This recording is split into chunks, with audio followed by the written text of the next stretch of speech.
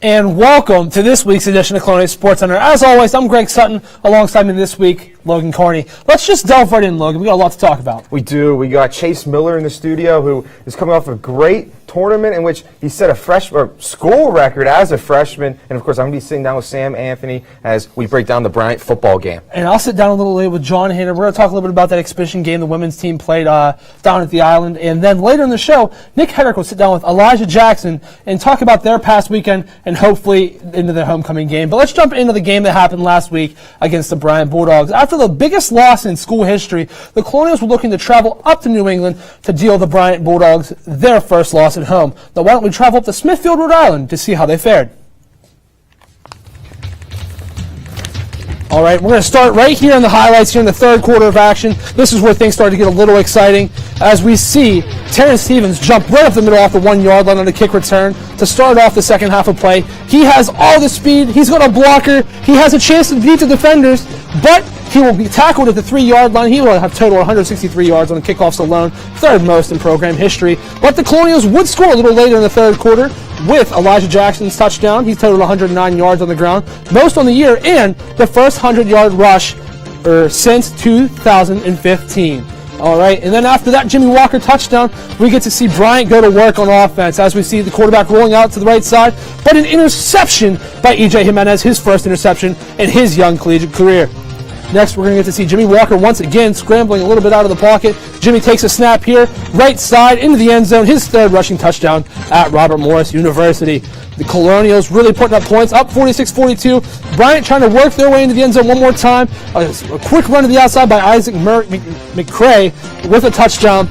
Bryant goes up 49-46. Robert Morris, one chance here left, real quick. And Sam Anthony, who's here on show, got to talk to Bernard Clark this past week. Breaking fashion this past week in the hands of the Bryant Bulldogs, falling 49-46 after completing an 18-point comeback. Head coach Bernard Clark says he likes the fact that his team never gave up despite the deficit. Our biggest takeaways is what it's always been so far this year is we haven't given up. We continue to fight and continue to fight, but we still got a long way to go. Got a lot of things we need to correct. Well, the main thing is going to be make sure we focus on Robert Morris more than anything else. This week, even though we got an opponent in a couple of weeks, the main thing is making sure we get things solidified offensively and defensively. That's going to help us become a better football team. We need to work on our tackling more than anything, and we bust some assignments more than anything else. So we're still trying to make sure our guys understand the defense, solidify the defense, and simplify it as much as we can. But our tackling must get so much better than what it's been in the past. We still didn't miss as many we missed before. We still missed 21 tackles. It's still too many tackles. The Colonials will head into a bye week this upcoming weekend, getting some time off before coming back homecoming Saturday to take on the Central Connecticut Blue Devils. This has been Sam Anthony reporting for Colonial Sports Center. And I'm here now with Samuel Anthony, who had the chance to talk to Coach Clark. And you hear Coach Clark talk about preaching they need to work on some things defensively. So why don't we break down the Bryant game and see, what Coach Clark was talking about? Yeah, so if you're going to look at the tape here, Robert Morris, right now they have the worst defense in the NEC, and a lot of that has to do with the fact that they've missed some very key tackles, which have led to some very big plays. So again, if you're going to look at the tape here that we're going to get rolling, the key is that there's been a lot of key third downs, fourth downs they've let convert. So watch here. We're going to have the corner here on the edge. He's got to end that edge here, make the tackle, but there's a miss. Another guy right here coming from behind, can't quite make the tackle. 2 and 3 more guys are going to come this way, unable to make the tackle. And again, if that tackle gets made right off the bat, that's a nothing play. Again, here one more time, fading on the screen here. So you're going to see 7 Colonials behind the player. So you only got 4 guys out in front.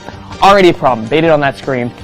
But now, the Colonials made up. There's 4 guys here and 2 blockers from Bryant, but yet untouched into the end zone is Burt Declan of Bryant. And again, these explosive plays, they're what kept Robert Morris down in this game. They're the ones that continued to have that deficit. The key one comes in the fourth quarter here, coming off the edge. Robert Morris here, 3 untouched defenders, but that one blocker manages to make the edge, and none of the defenders can get there. And again, all of those plays, it's just one person needs to get there, find the edge, get the assignment, and Clark talked about it. He said 21 missed tackles, and you're going to see it one more time here. 3 Colonials defenders on 1 wide receiver, and you're going to see 2 of them fall right over it, and it's actually the Bryant wide receiver that makes the tackle on that play. So again, Robert Morris here, just big key plays here that are really, really hurting them. And you're going to see it one last time here And again, the linebacker here, right up the stretch, misses the tackle, and that ends up being a huge explosive play. First downs, and again, Robert Morris right now, they allow 47% conversion on third down, which is the worst in the NEC, and that's where you're seeing a lot of these missed tackles. And if Robert Morris can just get back to the basics and the real core of playing football, they're going to be fine. You're looking at these numbers right now, 525 yards allowed, and that's a huge number. But again, if you're just making those tackles there and you're stopping those explosive plays, Robert Morris can compete with any team in the NEC. Well, thanks, Sam, for breaking down that game. And be sure to check out all of Sam's articles regarding the football team on RMUcentury.com. And now I'm going to send it back to Greg on the desk, who's going to break down soccer for us. Thank you, Sam and Logan. Now, after losing to Duquesne 4-1, the Colonials were looking to win their first game before conference play. The men's soccer club took to the pitch against the Howard Bison in our nation's capital to get ready for conference play tomorrow in Rhode Island against Bryant. The Colonials put the Bison out to pasture, defeating them 1-0. Kai Olgwin was the only Colonial that was able to find the back of the net. Robert Morris was able to put 4 shots on goal in the 90 minutes of play. RMU will play tomorrow in Smithfield, Rhode Island against the Bryant Bulldogs to start conference play. The women's soccer club was at home last Friday to take the pitch against the Seahawks of Wagner. They were looking to win their first conference matchup to the North Athletic Complex to see if Coach John Kowalski and his squad could claim a victory. And to the North Athletic Complex we go. Logan, this is a big game, the first one in NEC play. We're going to get to see Wagner with the first strike here. They're going to get the ball real down low towards the net. A big goal there by Maria Nunez. While there were no penalties in the 90 minutes of play, Logan, that was Wagner's first goal since August 30th.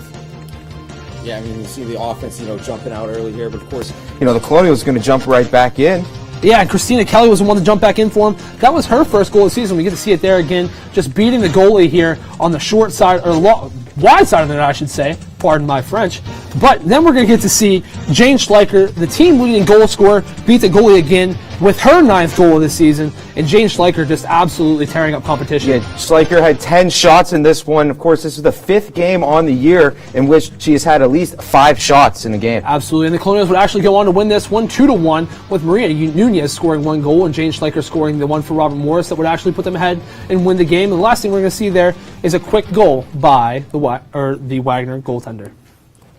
Yeah, and moving on, the women's soccer team traveled to Central Connecticut State this past Saturday to take on the Blue Devils. RMU came into the game after losing their first conference game of the season, while CCU came in with only 1 loss on the entire year. The Central Connecticut was able to defeat the Colonials by 1-0 in the contest, as they haven't lost since August 23rd against the University of Connecticut. As for the Colonials, they were able to keep themselves in the game as they only fell 1-0, despite the Blue Devils out-shooting Robert Morris 15-2, and the Colonials not being able to get a single shot on net. Colonials keeper Sydney Bruckner made 9 saves in the game, which is his 3rd highest total this season, and the Colonials haven't beaten Central Connecticut State since the 2012 season. And tuning in later today, Chase Miller, I'll be with him. First ever collegiate golf tournament and first ever collegiate win, 100% success rate. We'll have a full interview on that. And later on, Nick Hedrick will also be interviewing Elijah Jackson from the football team. Do not go anywhere here on the Colonial Sports Center.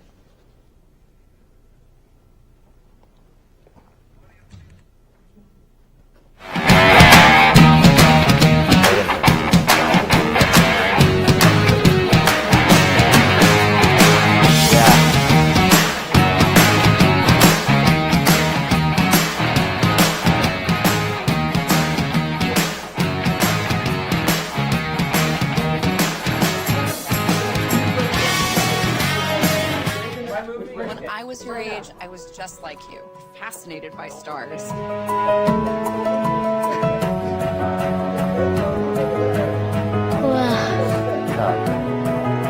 But now I get to search for life in the universe. And who knows, maybe life is looking for us too. So we're like aliens to them? Yeah. Does anyone want to be a scientist now? I do. Awesome. We need more girls in STEM. Maybe we can find aliens. You want to retire like a champ? Just like legendary basketball star Uncle Drew? Don't do him like that, Uncle Drew! You're already acing the game. You've got your dream ride. Don't be slamming my door. Sorry about that. You just did the same. Gotta get the boys. your dream vacation, and your dream team. And now you can make your retirement just as legendary. I get buckets. Get the tips you need to get on track at aceyourretirement.org.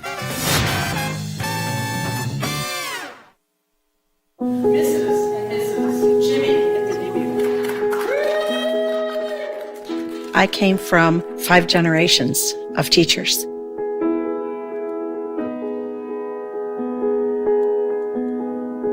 Losing my job was the bottom falling out of my world.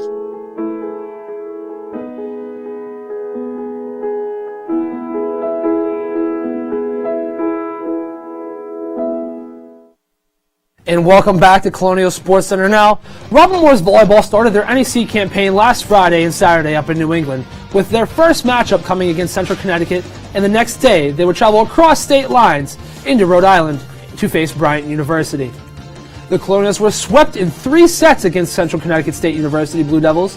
The closest to victory Robin Morris would come was in the 3rd set when they lost 25-23. Taylor Lord tallied up 10 kills and 10 digs, while the CCSU Madison Caparellian had 13 kills and 15 assists on the 3-set match. Now, when they traveled to Bryant, they would end up losing again 3-2, while Emma Granger tallied up 14 kills, 3 aces, and 37 assists and 15 digs. But they fought hard, Logan. They went back and forth throughout the 4 sets that they played, the first 4 sets, but in the end, Bryant would end up being the top dog of the day. The women's hockey team started off their season with a preseason game against Ottawa. Let's dive right into the highlights with that one. Colonials taking on the Ridgebacks. Well, despite the Ridgeback being a hunting dog, it was the Colonials who went hunting in this one. The first shot deflected, then baseball batted in by Angelica Diffendahl. She only had 5 points last year, but she got one in this one. As you can see the highlight again right over the goalie's glove. And we go into the second period. Scramble in front of the net, but it is poked in by J.C. Gebhard. Gebhard on the ice, falling down, and able to poke it in while she's on the ground. And now, as we look to head on to the 3rd period, Colonials on the hunt with a goal by Amber Rendy. That makes it 5-0. Colonials now just skating in circles around the opposition before Megan Shower from the defender finds the back of the net for the Colonials' 6th goal. And the Colonials will go on to win 6-1. Nicole Zabel, the lone goal for the Ridgebacks, while Angelica Diffendahl, 2 goals for the Colonials. And now I'm standing here with our women's hockey analyst, John Hanna. John, thanks for joining us today. Thanks for having me. So, John, why don't we dive right into this past exhibition game they had? What did you see that you liked in this matchup? Well, I really liked that the scoring was really spread out. I know Logan said that Angela Diffendahl had 2 goals, but you had some of our incoming freshmen tallying points, so it's just good to see that. Absolutely. So now, speaking of tallying up points, we all know that we lost Brittany Howard last year, one of the top contributors on the team. Should we still be worried after seeing them play in an exhibition game? Should we still be worried about losing that talent? Well, Brittany Howard, she did provide almost 17% of the scoring. I think that some of the talent we have coming in, like J.C. Gebhard, is going to really bring some stuff, and Amber Rennie is going to bring that leadership that we lose with Brittany. Absolutely, and especially seeing that goal by Gebhard there towards the end where she was falling on the far side of the net, able to keep her composure and put it in over the pad of the goalie, so that's pretty exciting. So seeing some of these freshmen put points up on the board and in the scorebooks, who do you expect as a freshman to kind of step up and carry some of the weight? One of the big freshmen is Courtney Coleman. She played up in Calgary, and she had 50 points in 39 games last year, or in her career for high school, and she also actually made it to the Canada U18 in the World Juniors, and she scored 2 points in 6 games. Absolutely, and I don't think that we should really have to worry about this offense, as you've been saying. So, John, one last thing for you here. What do you expect the women's? Do you expect them to go to the conference championships this year? Well, I know that they were given a vote in the coaches poll to win, so I think that despite losing Howard, we still have a very good chance at making it to the championship. Absolutely. Hopefully even winning the NCAA. Absolutely. Thank you very much, John. I appreciate it very much. And now, why don't we go over to Spencer Witt, who has the golf, or not, over back to the desk to Logan Carney.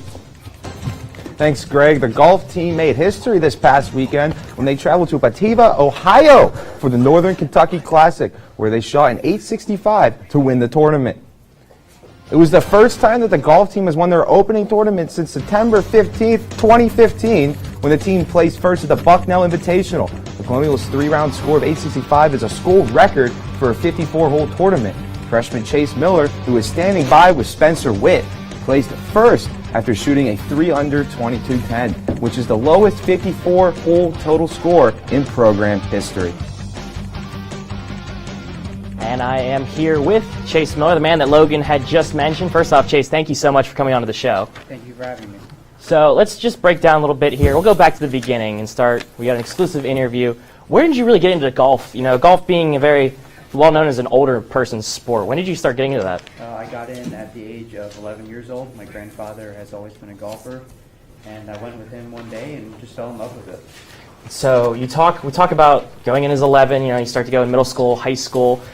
First tournament here, collegiate tournament in Northern Kentucky. What's the difference between high school and collegiate golf? I would say in high school you have people who play just for the enjoyment of it, but in college, especially at the Division I level, you don't have people like that. They're all playing because they love the game and they want to get the best that they can at it. So you were coming into the Northern Kentucky tournament. You started off in the 7th hole. First 2 rounds, you were really feeling it. You had either the lead or pretty close to it for most of that tournament and for most of that day. Be honest with me here. Let's be honest.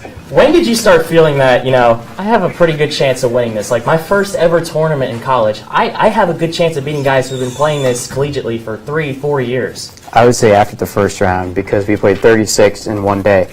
And I looked at my score and I saw that I was leading by 1. And I knew that if I played well coming in, I could win the tournament.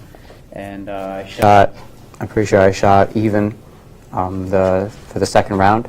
And I still had a 1-shot lead going into the last day. So I put myself in a good position. So we'll go back here. You said you shot pretty well in the first couple days. Robert Morris wasn't actually leading in or after that first day. The first 2 rounds, they were in second at the time. You being the leading player of that of that team in the second round. How did you feel to lead that team and, you know, to come back from second on that final day and to win the tournament? What did you guys do collectively as a team to really get there? We all just played our best. That's what you have to do. Everybody, the upperclassmen, they led by example. I mean, they have helped me so much in just my short time of being here, And they all played great the last day to bring it home. And so we'll go back to you single-handedly. The winner of the entire tournament, the Northern Kentucky Fall Collegiate Classic. The big thing I want to ask is that, did you feel the pressure going into that second day? You know, you played 2 rounds already, leading in that. You finished off the 3rd round 1 stroke under. Did you really feel that you were able to win that, and what was the pressure that you were feeling? I was definitely feeling a little bit of pressure teeing off for the 3rd round. And I played a really good front 9, and I knew going into the back 9 that it was my tournament to win. You know, it was my tournament. I just had to play well, and I was going to win it. And I got off to a bit of a shaky start in the back 9, but I was able to hold it in the last couple of holes. So Logan had mentioned before, first time you'd ever won they're the first tournament win, opening tournament in a couple years for Robert Morris. Can't get any better than that. Can't start any higher than that. What are you collectively, as a team, expectations for this year? Our expectations are to win the NEC Conference Championship. We're not going to be satisfied with anything less than that, and to win as many tournaments as we can before that. And quick question for you. You were mentioning before, you actually didn't play, arguably for you, the best tournament of golf that you had saw. There was a lot of chances that you really missed. Talk about those a little bit. Absolutely. I birdied my first college golf hole, so that was nice. Got off to a good start, and I missed a couple short putts in the next coming holes, and I was able to hold it through, made some putts, but I know that if I could have made every putt that I was supposed to, it could have been a much better round. So Chase, you guys look to clean up a little bit per se this weekend. Right. Going to Binghamton, thank you so much for coming on to the program. Thank you very much. Show. And we will go real quickly. We'll have Elijah Jackson being interviewed by Nick Hedrick, but do not go anywhere here on the Colonials Sports Center. All right, moves down, guys. For a tripod. I was your above-average 4-legged homie, and then wham, bam, minivan. Some people pity me. Now that's lame. I still run, fetch, and swim. And the ladies love me. I'm the ultimate wingman. Just don't ask me to high five.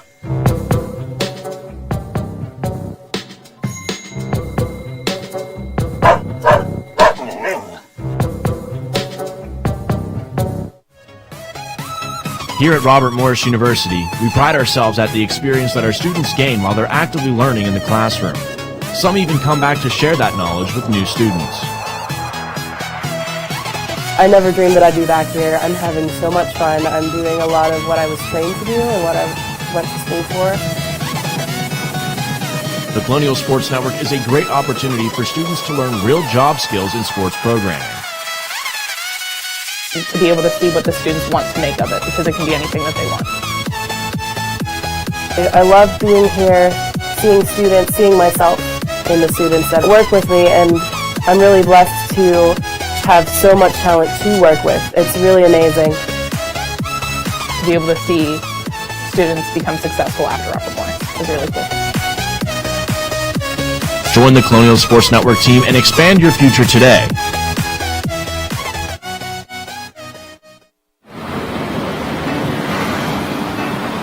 Hey, let's check out this park.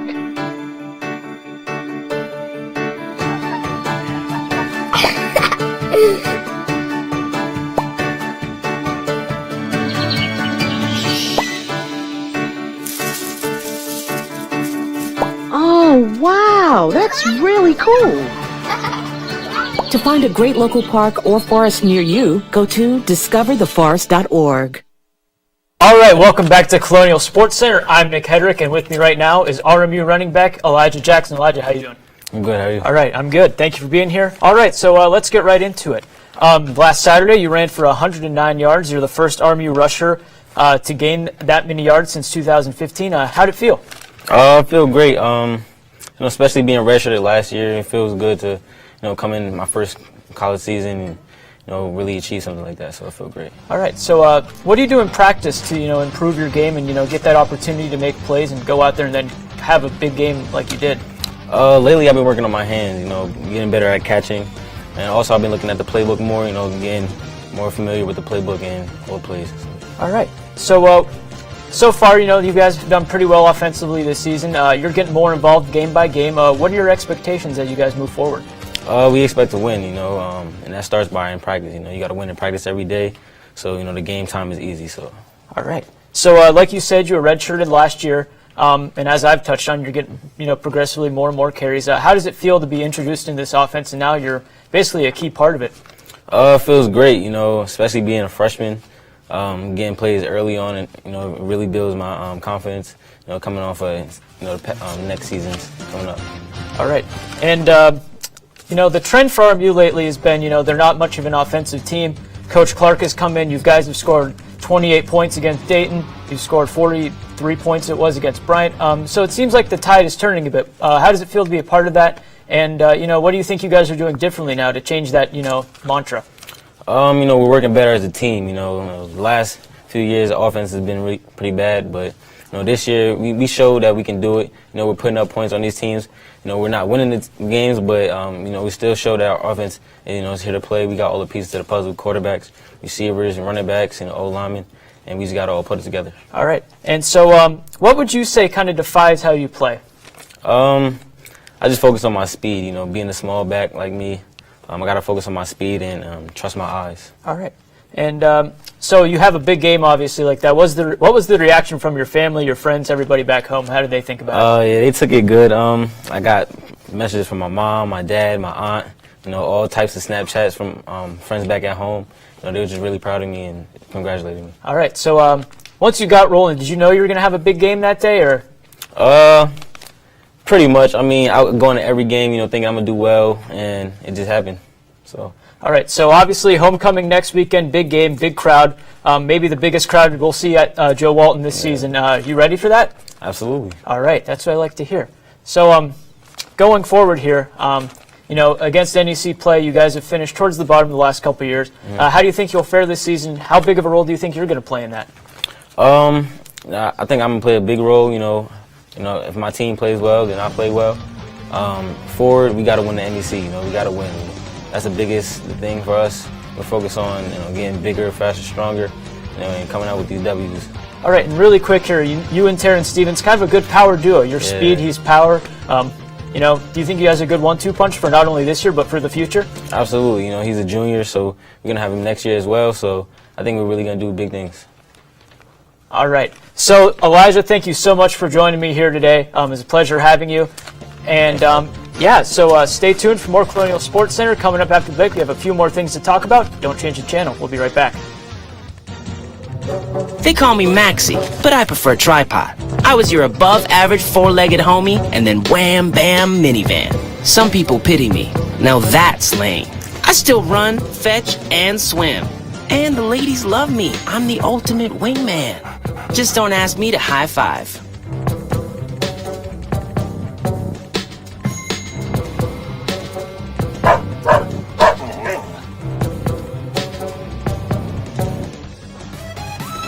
Here at Robert Morris University, we pride ourselves at the experience that our students gain while they're actively learning in the classroom. Some even come back to share that knowledge with new students. I never dreamed that I'd be back here. I'm having so much fun. I'm doing a lot of what I was trained to do and what I went to school for. The Colonial Sports Network is a great opportunity for students to learn real job skills in sports programming. To be able to see what the students want to make of it, because it can be anything that they want. I love being here, seeing students, seeing myself in the students that work with me, and I'm really blessed to have so much talent to work with. It's really amazing. To be able to see students become successful after upper points is really cool. Join the Colonial Sports Network team and expand your future today.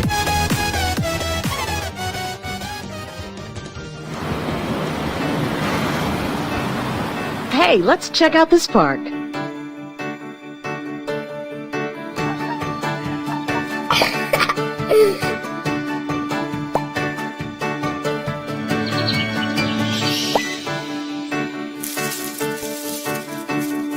Oh, wow, that's really cool. To find a great local park or forest near you, go to discovertheforest.org.